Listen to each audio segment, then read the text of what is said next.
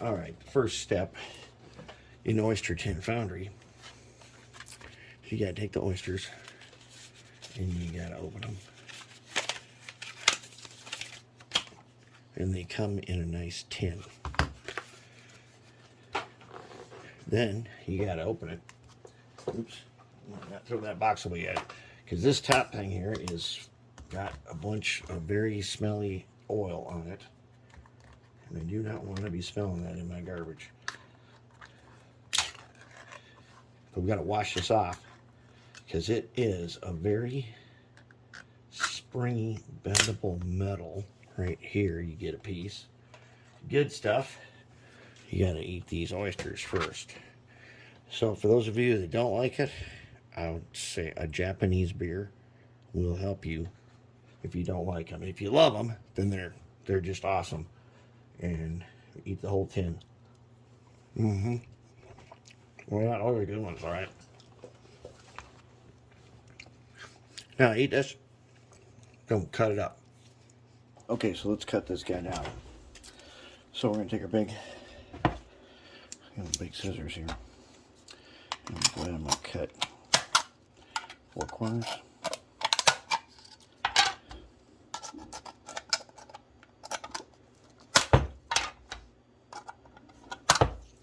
Okay, spread them open.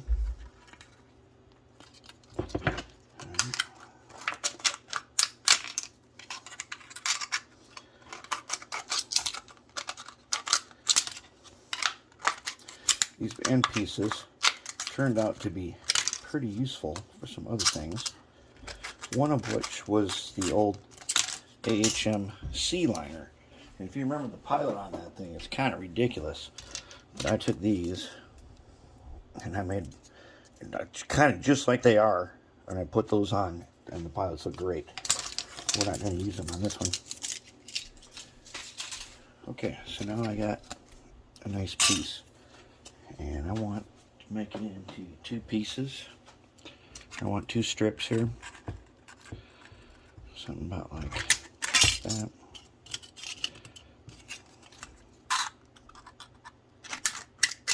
There we go. Now these pieces can be cut with scissors like this.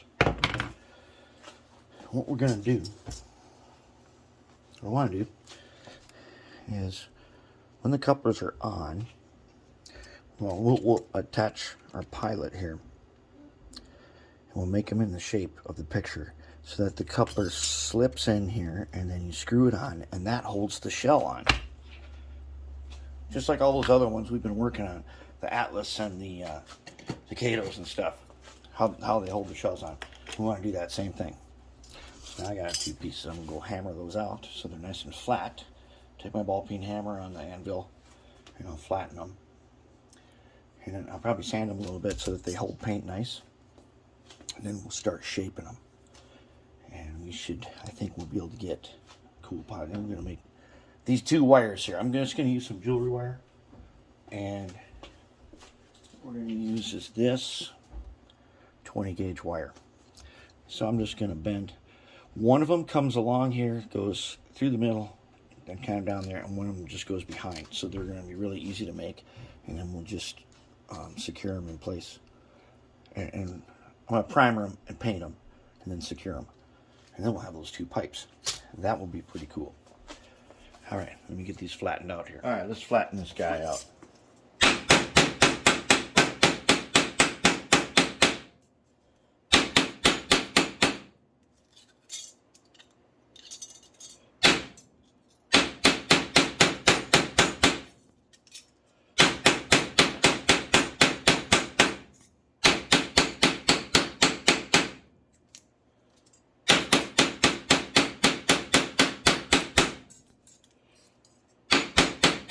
Going to make it thinner and easier to bend.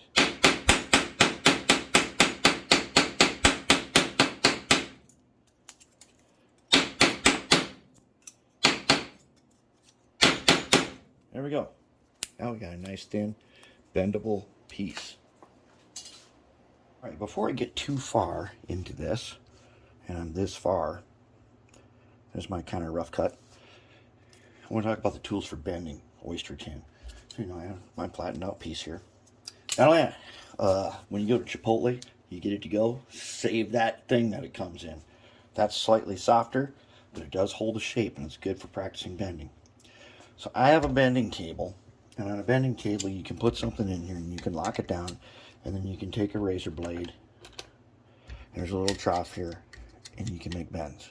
Very handy, very nice tool. But I don't go run out and buy one of these etch mates. They're expensive. Until you start doing a lot of bending, the first things you should have: a scribing pencil. Go to lumberyard, hardware store, get a scribing pencil. You're going to use this a lot, because it'll scratch. It'll scratch on here. And your calipers can do the same thing, but that scratching with these takes a lot of practice. But you can do it. It's a little thing here to lock it in place, and you can scratch things with this, and that's good. But if you're going to do some bending, the first thing that you should get: scribing pencil, Lyman's pliers, big square jawed pliers. You can do a lot of bending with this. One problem with them is a lot of times the very end doesn't close enough, so you couldn't bend like tinfoil in this. And there is a way to flatten them. And what you do is you take some marking fluid, like a bingo dauber, put it on here, you put this together a few times, and then you'll see spots, and you take your razor blade and scrape. You can make these things very true if you really want to go that far. But generally, just having these will be good. Having some needle nose pliers that also have the flat part. Now this one here doesn't close all the way, but these little jaws here, various points on them, they do. Then from the jewelry store, here's a little pair. This one closes totally flat at the flat part. Now I made some coupler bars for this. Remember this wire bender we made? This thing can whip out cut levers like nothing. So I made some just the same kind, and the tiny bend on the very tip of that thing I made with this guy. I just bent them. Works great. We'll put those on last.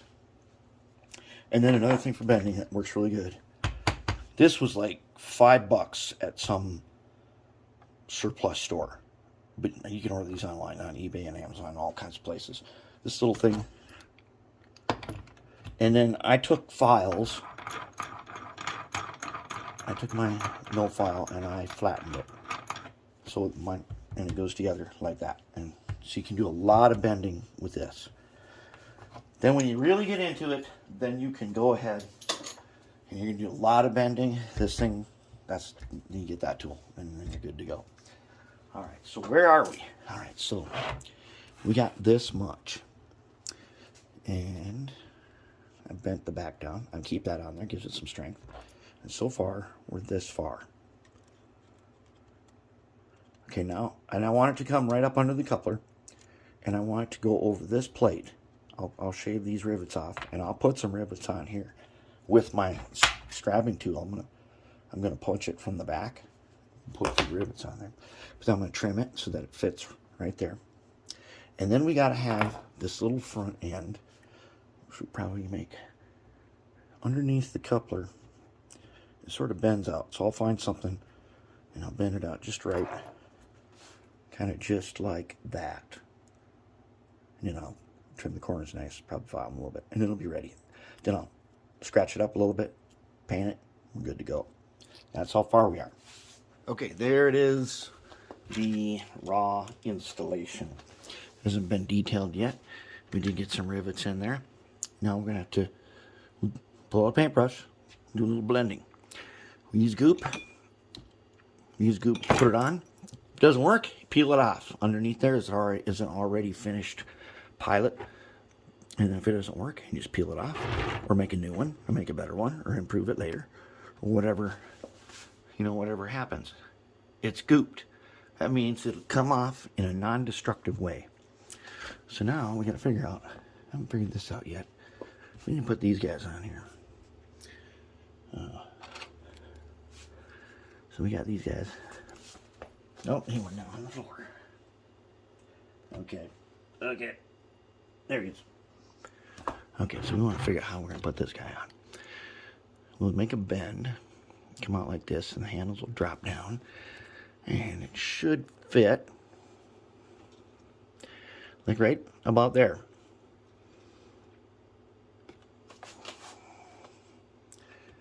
You know, let's do like this. Okay, that should fit. It's going to fit exactly there. That'll be pretty good. And we'll get that bent the right way, get it on there, and then we'll be good. We'll detail it. All right, let's have a look at it. I think we got it. More importantly, you know, it's a bit on the cartoonish side, but we've made it so this is a detail that could definitely be improved in the future. Could be removed and totally rebuilt and totally non-destructive. The cut lever is also got a tiny dot of goop on there to hold it in place. And yeah, it's too bad the coupler looks so shiny and new. Now we have, for operation purposes, we need to leave that because this thing's got to work good.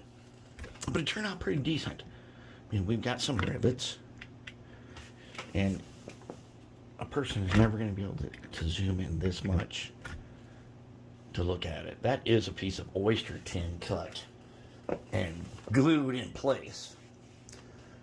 Cut lever is tiny, but it looks good. I don't know, being tiny, they're hard to put on. And this cut lever does not have any like the ends of the handles and things. They're not painted a different color. They are all gray. They're kind of a dirty gray. That's not a very good pointer. They're kind of a dirty gray. And so we've got, and it, as you can see, it curves out right where it's supposed to. And we did blend it in. When you back off this thing, take a look at it. It's really not too bad. When you look at it close, you can tell. I mean, just basically like everything I build, it is a little bit on the cartoonish side, but that gives it. This thing has character to it.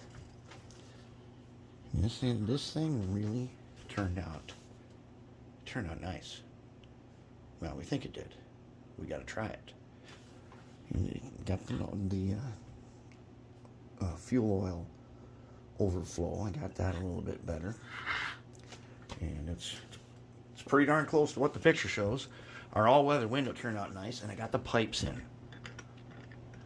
So there they are. Those pipes that go right there. Let's see if we can back off a little bit. I suppose I better do a little something. Some paint has come off right there. We'll fix that. Give that a quick fixing. And we did not. We might as well do that. Let's do that right now. Let's go ahead and take our guy. Get our magic formula. Get our 3 cups.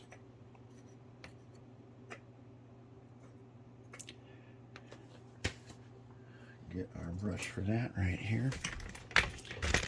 And let's fix that pipe. Okay. So, take that guy.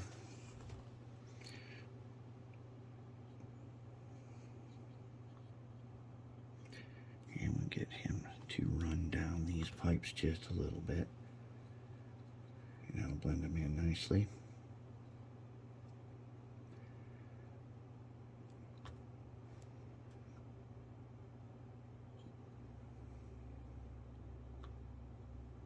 There. Now they're blended in.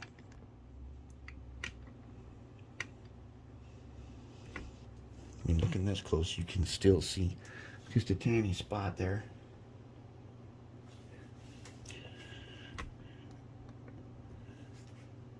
Pipe's pretty good. looks pretty good. It's a detail very few people are going to notice. The other thing our pilots have now accomplished is the shell is not going to come off if you pick it up by the shell. Stays on. If you want to get the shell off, all you got to do is take the coupler screws out and the shell comes off. So that's pretty good. All right. The Oyster Tin Foundry, once again, a success. So, only one thing left to do. We got to try it.